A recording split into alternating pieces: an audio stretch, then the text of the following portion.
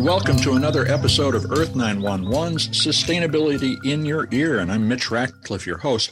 We're back with yet another innovator interview. And this time we're going to talk about beverages and packaging reuse with Josh Goodman, who's the founder of PourMyBeer. It's a company he launched in 2012 to provide in-store and in-restaurant taps for beer and other beverages that allow people to come in and pour a beer, fill a growler, and pay and leave. Josh, welcome to the show. How are you today?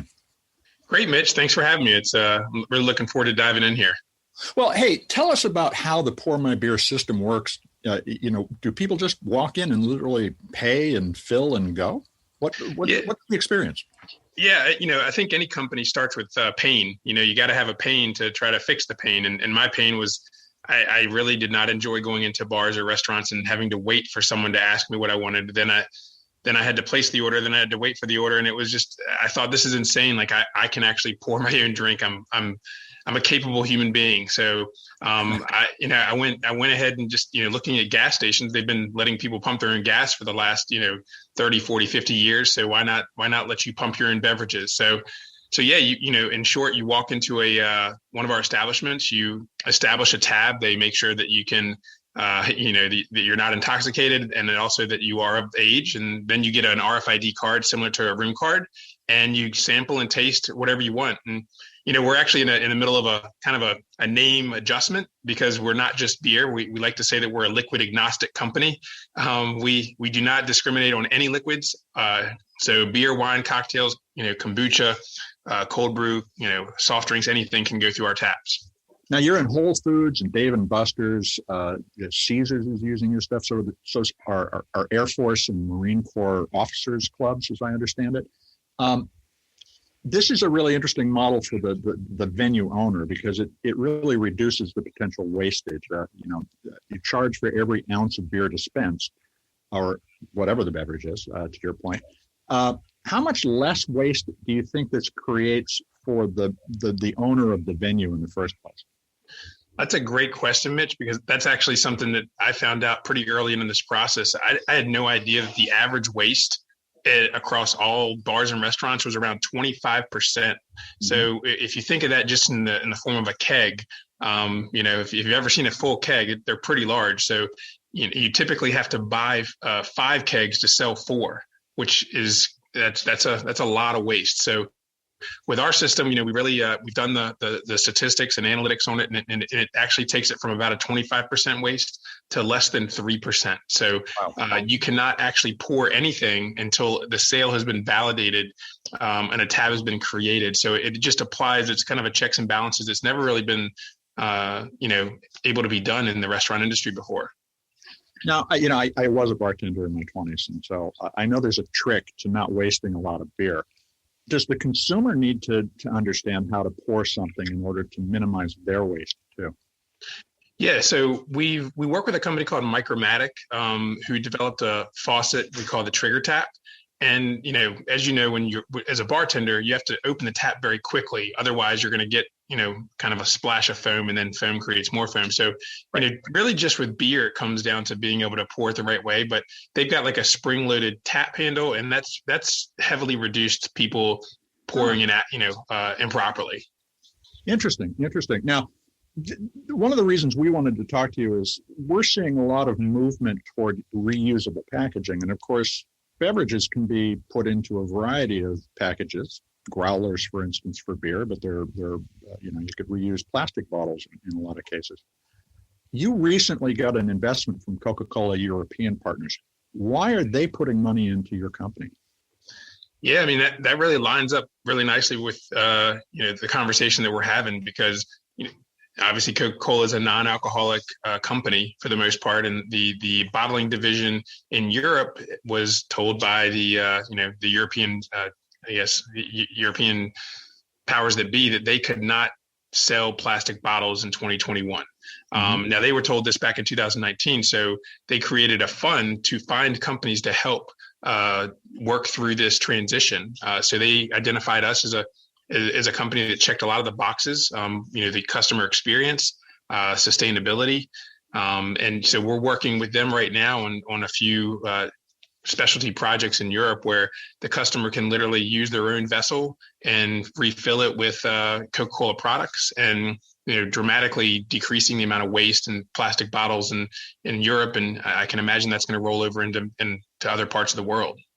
Now, that's interesting because, during the pandemic, alcohol sales are up 21%, according to Information Resource, which is an industry monitor.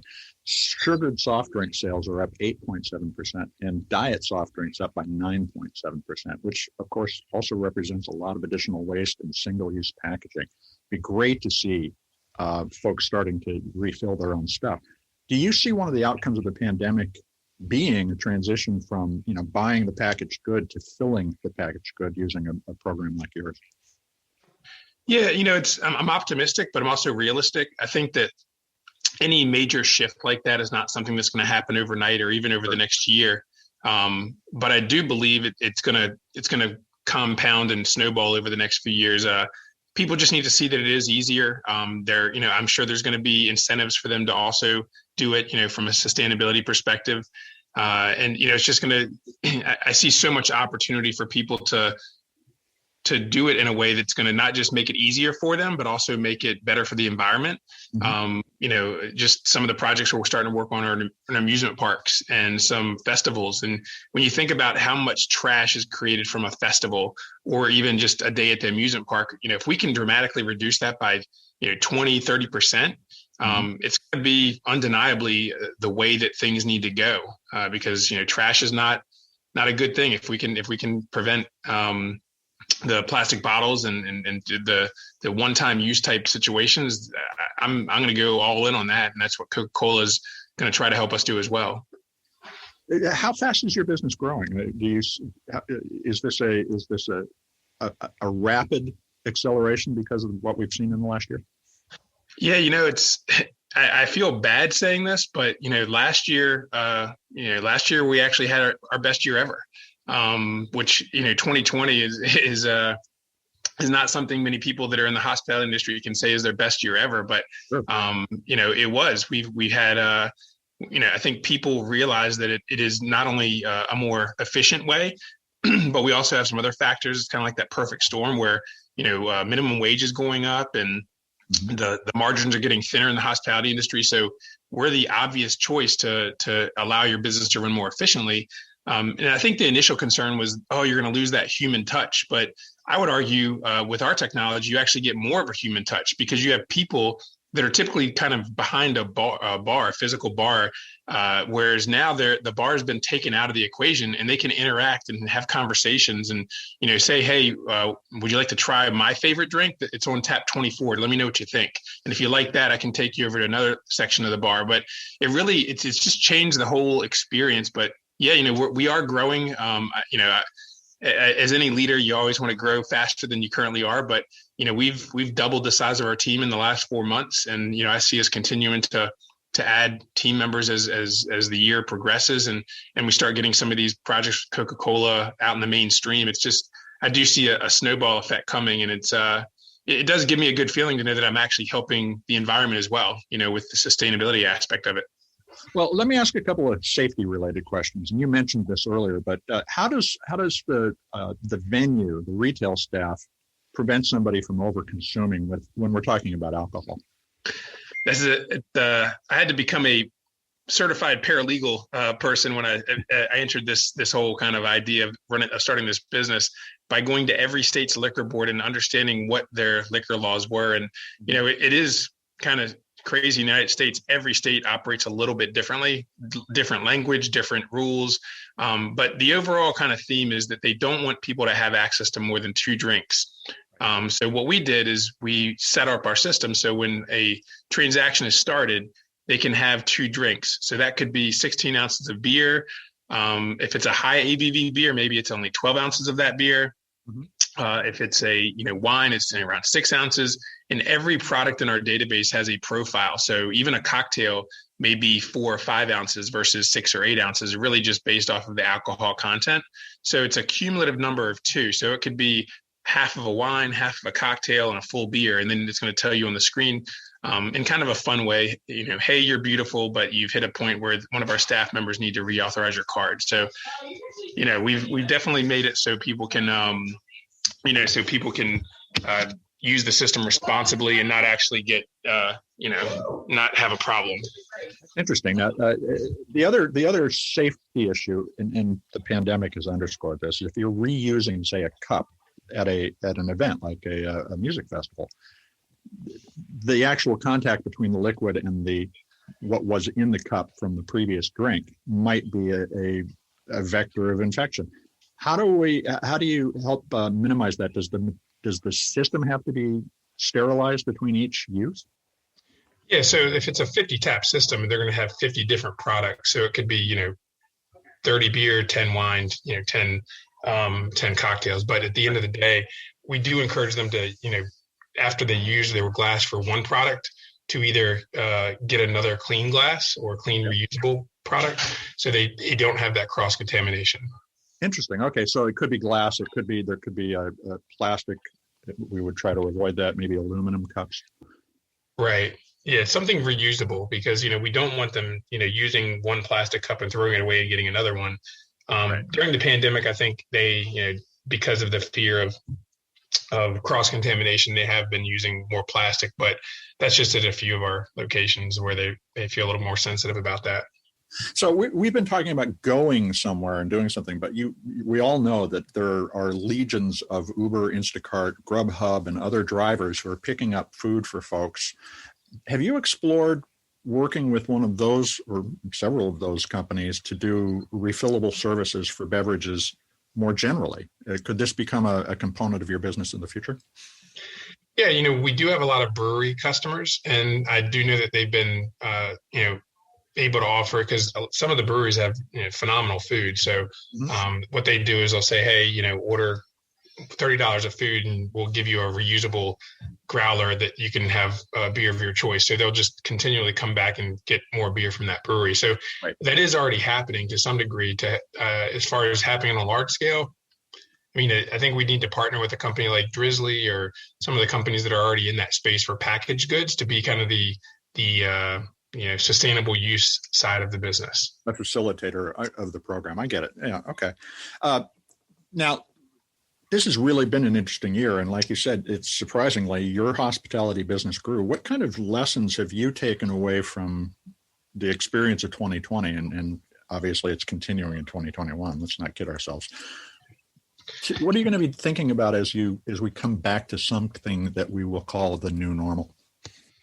Yeah, it's been a very self-reflective year. And I think, tough times, you really learn how strong your team is. And fortunate for us, we built a very strong kind of family-oriented team that really has each other's back. So, when the pandemic hit in March, there was, we actually had our best first quarter ever.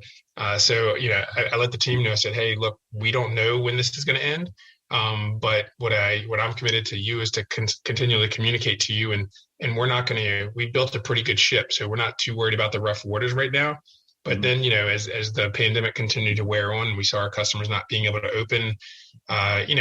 We've run the company with a sense of humanity. So people that were able to step away and not take a salary did that, and obviously from the investment perspective, we were still working with Coca-Cola to get that done, and it did get done in September. But it's as far as making it through 2020, I think it's really just waking up and asking yourself, what can I do today? And if it's not just for the company, it's for myself. So I encouraged our team to go on walks and just kind of just try to relax, because it was a very difficult time to kind of navigate where you're going to go, and you don't know when it's going to end. And to your point, it's still not over. So I am very optimistic though, because we're already in the first quarter. We're already on pace to do more than 50% of what we did last year.